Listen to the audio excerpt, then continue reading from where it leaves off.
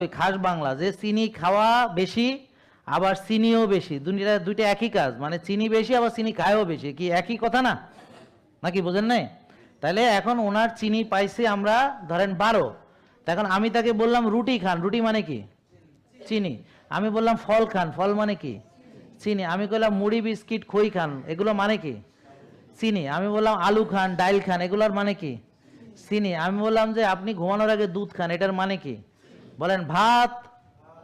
সবাই বলেন ভাত চিনি, রুটি চিনি, ফল চিনি, দুধ চিনি, চিনি চিনি চিনি চিনি চিনি চিনি চিনি চিনি চিনি তো চিনি। এখন আপনি চিনি চেনেন কিনা? তাহলে এই যে যারা ডায়াবেটিস রোগী, আবার হাতগুলো তোলেন, সবাই সবাই হাত তোলেন। তুলছে সবাই? সবাই তুলছেন নাকি দুই একটা বাকি আছে? দেখেন ডায়াবেটিস যাদের ছিল তারাও হাত তোলেন। এই আমার ডায়াবেটিসের এখানে যে বইটা ছিল, এই যে পাইছি পাইছি, এই দেখেন। ওকে, হাত নামান। দেখেন ডাক্তাররা ডায়াবেটিসের চিকিৎসা যারা করে তারা এরকম বই দেয় কিনা? দেয়। তাহলে দেখেন ওরা কি কি খেতে দিছে, আমি এইরকম একটা বই থেকে আপনারা দেখাচ্ছি। দেখেন এই যে, ঠিক আছে? দেখেন তারা এটা দেয় তো, সত্যি তো, আমি তো মিথ্যা কথা বলতেছি না।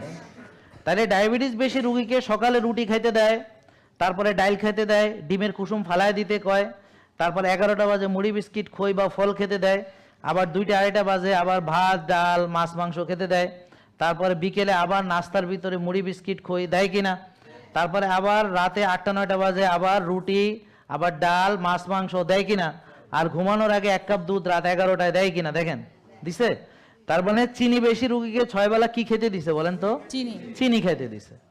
তাহলে আপনারাই বললেন এটা কোনো ভালো কাজ না, কারণ চিনি তার বেশি, আরো চিনি খেলে চিনি বেড়ে যাবে, আবার ইনসুলিন বেশি, তাকে আরো ইনসুলিন দিয়ে দেওয়া হলো। তো এই কাজগুলো যে তারা করতেছে এটা নাকি ন্যায়সঙ্গত, এটা নাকি খুব ভালো কাজ, এটাই নাকি আপনাদের চিকিৎসা, যে রুগীরা আরো রুগী বানাইতে হবে, বড় রুগী।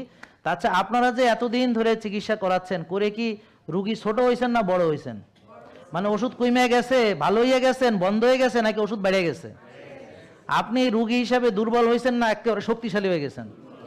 তাহলে এখন তাহলে এই টাকা পয়সা খরচ করে এদেরকে দেখায় এই চিকিৎসাটা নিলেন কেন?